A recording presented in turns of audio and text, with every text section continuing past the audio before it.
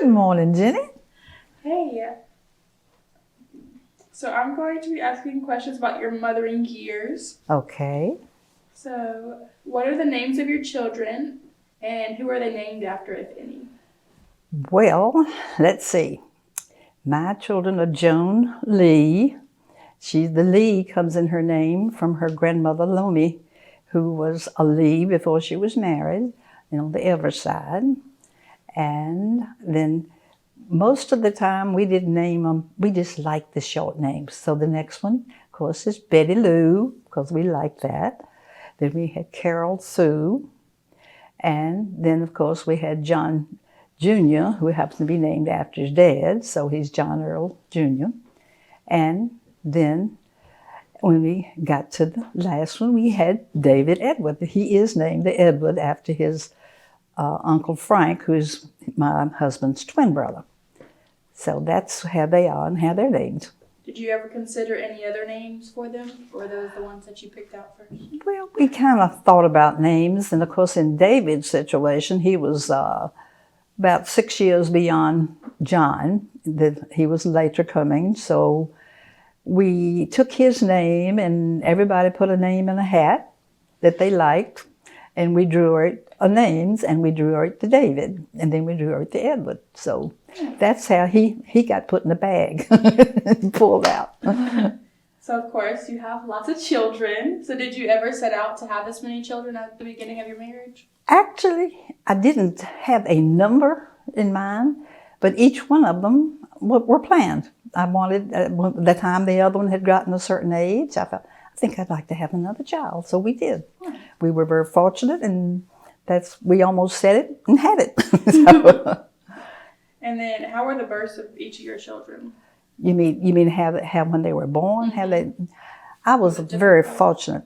I usually went to the hospital at about 9 o'clock and had them at 12 o'clock. So about 3-hour births, and very easy, great births. Couldn't ask for better.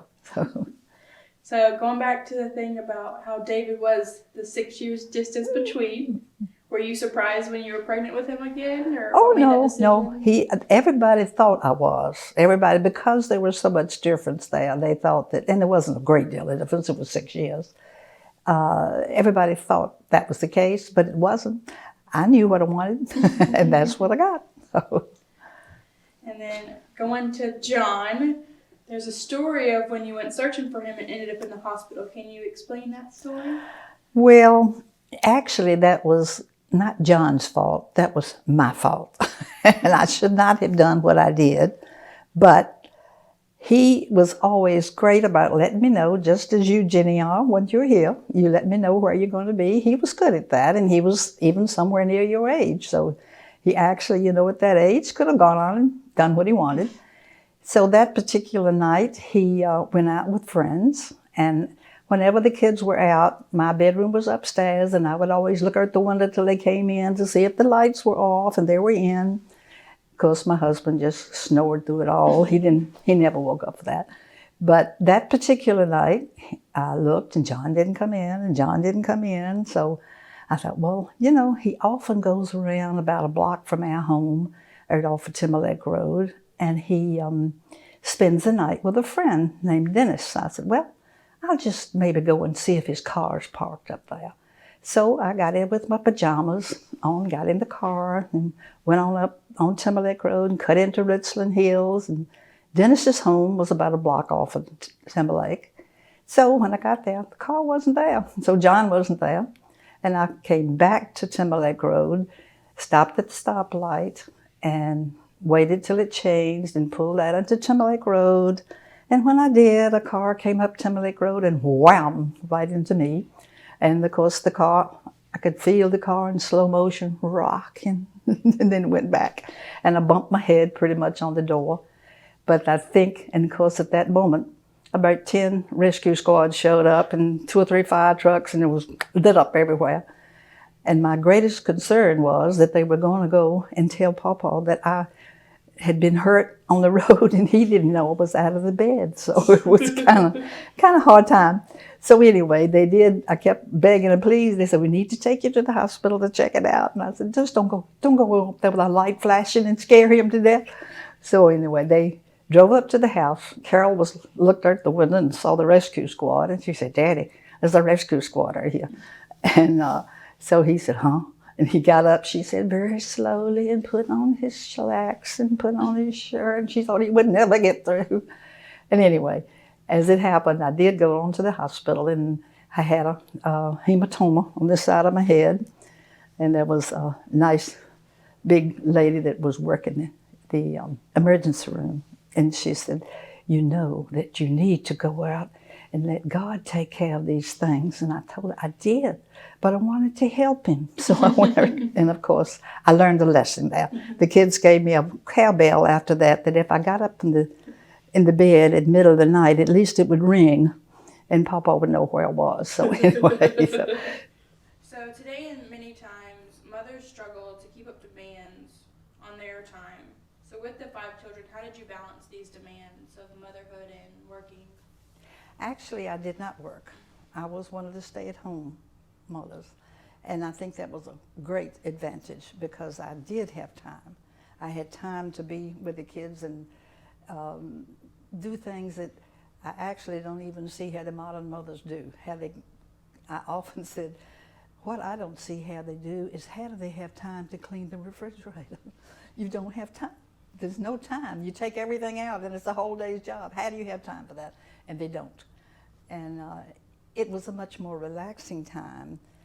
But I admire the younger generation for what they do. I think they do miss a lot. I liked being home when the kids came from school, because when a kid comes from school, he's loaded or she is loaded with what's happened. But at 5 minutes later, they don't even want to talk about it. So you get to share a lot. So kind of managing it with my time was a whole lot more able to do than the modern mothers do, really, which helps on the stress load, I think. So how do you now balance offering advice for your children as they navigated similar experiences that you have experienced without being like an overbearing mother? Well, maybe you better ask my kids that. I don't know what their answer might be. But actually, I heard someone say the other day, that was an inspirational speaker, she said, "Don't give advice because nobody wants it and it's none of your business." So I said, golly, I have really erred. I have been giving advice for years, and they are very good about it, though. My kids, if I give them advice, they are very respectful, and they say, "Yes, ma'am," and they go on and do what they want to do anyway, and that's fine. We all work very good. So while you were also caring for your children, you also cared for some other relatives like your mother and your aunt. How was that? Well, it was what was happening at the time, and you don't really think about it. It was taxing at times. In the beginning, with even when Joan's first baby, Sarah, was born, I tried to keep her for a while, but I also had my aunt next door, who was a large woman, and I had to take her places. And one time I had Sarah and we were headed in to get a prescription for my aunt, and my aunt tripped on the sidewalk and fell. Well, she was large, trying to get her up, trying to balance Sarah. I told Joan, I said, "I can't do this. You'll have to do something." And it was a good thing. Sarah had a nice place to go. Joan had the place at the hospital, and that was great. So it worked very good, but balancing those things, and it worked all right. I was very fortunate. I had about 4 aunts that I used to take to the doctor. I had my uncle that I used to take. I had my great uncle I took care of, and during the time, and then of course we moved out where we did so that we could help take care of my aunt and uncle there. So it's just part of life. That's what it was. So you and Papa built the house that y'all lived in for many years. How was the process of building and relocating and then living with Lawrence? Well, Lawrence was my husband's single brother, and he was so gracious that he offered for my husband and I and 4 children to come live with him for about 3 or 4 months while we built our house, because we sold our house immediately. And I really admired him for doing that. A bachelor living alone and taking in 4 kids with everybody. It was quite a lot. but he was good and he enjoyed it just like we did. And that was hard at times because, of course, he had a bedroom upstairs that my kids stayed in. And we put a television up there and tried to keep the kids up there, early his hair when he came home and all. But he enjoyed being with us, which was great. And we always enjoyed having Lawrence with us. And building the house was taxing, of course. One of the things, Carol stepped on a nail, of course, right in the middle of the construction. We had to take her and have tetanus shot given, and picking out things for the house was stressful. My uncle who lived next door, who had given us the land, told me that I came real fractious during that time of building that house. And well, the things that went on, I was fractious, I'm sure. So, but it got built, and we were very pleased to have it. So while living in this house, did you and Papa have a set of guiding principles to divide house responsibilities, like cleaning, cooking, taking care of the children, deciding where you go on vacations? I think far as household things, in my generation, with women staying at home more, it was already defined, and that was good. I mean, I stayed at home. I did the cooking and the cleaning, the disciplining of the kids. He put up with all the stress of work and bringing home money that we could live on. And I think having defined areas was good in a lot of ways. I do admire the younger ones. I think because the wife is working more, I think that the husbands are much more involved in the children's upbringings and sports and whatever they in decision making, where it was almost totally the woman's job before. And I think that's good that they can be involved. I think that it puts more stress on them a little bit because of it, but you just kind of manage with what you got and what generation you're in. So now with your social life, you enjoy and practice at an active church. So how has that impacted your life throughout the year? I think the church has filled in completely for our life. I think it was our social life. It was all of our friends were there. We intermingled with the friends outside of church as well as in church. We saw them every weekend besides at church. We went out on picnics together. We went on some trips together, not many because we didn't do a lot of trips. But we were constantly together even during the week. This is particular after our kids were some size. Now, when they were younger, the same different group of friends were in church, and we had children the same age. We had the Pickrells that we went with all the time. We had the Driscolls. They had children the same ages that ours. And we saw them every weekend and met. And we enjoyed his social life as well as our faith in the church itself, and enjoying being a part of a good membership at Quaker Memorial. So besides your social circle at church, what kind of other friends or relationships did you have outside of that? Well, most of the time in the kids growing up and even later, practically the same people were that. I mean, they were who we saw. We saw other folks occasionally, but most of the time it was pretty much wrapped around our friends there. We had, like I said, about 6 when they were smaller couples, and then we had about 6 other couples that we saw when they were older. So it was still wrapped around the church almost, or at least the folks from the church. So what did you do for entertainment in your adult years? Did you go out and party? Oh, absolutely. We had gatherings, we did. We had people over. We, as I say, these same people. We would have, we'd get together. We just visited on Friday nights. Most every Friday night we got together.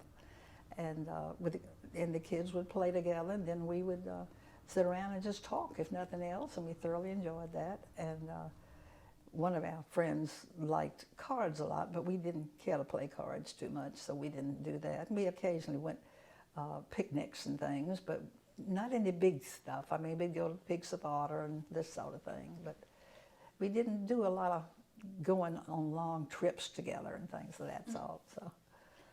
So now looking at the jobs that you've had, over the years. What did you do at the shoe factory? What was your job there? Well, actually, I worked in the office at the Craddock Terry Fort Hill plant, and then I was transferred and I was secretary to the office at Southland plant, which is now the Craddock, I believe it is, called Craddock Restaurant downtown. And I stayed there until I left when I had to leave the business because of illness. But that's mostly what I did. Did you hold any other jobs except the shoe factory? When I first came out of school, I worked in the department store, and then after I retired from those other bits from Craddock Terry, then I did what was almost called office sitting. I worked for Kitchens of Distinction. I went over and sat for their office while they were renovating and doing things, and I worked at Taylor Brothers and worked the switchboard and worked office work there. And I guess I did go to the Home Builders Association. I ran their office for them for about 6 months while they were getting someone to do a permanent job there. So most of mine were fill-in jobs afterwards. I didn't take a permanent job. Mm-hmm. Then lastly, what's the story of you being scolded while canning corn? Well, that was scalded with corn when Joan was taking her state boards, and she came home, and we all had a beautiful crop of corn. We love corn on the cob. We would boil our corn and put it up for canning and for storing, and we would have the table just full of corn on the cob, just in.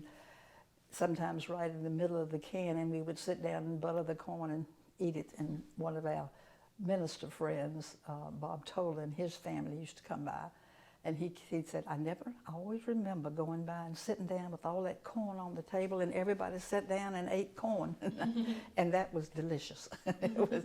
But she came in, as I said, and I had scalded the corn. I had it on when she was coming home to cook for her. And the corn was in a pressure-type pot, but it was not under pressure. But because it was that kind of pot, it boiled, and the top flew off, and the hot water came out all down my tummy and down my arm. And I had first and second degree burns on my stomach and my arm from that. So from then on, I didn't boil the corn in that particular pot anyway. So. Thanks for coming to meet with me about your mothering years. Well, thank you, Jenny, for being here and for living with me this year. I appreciate that too.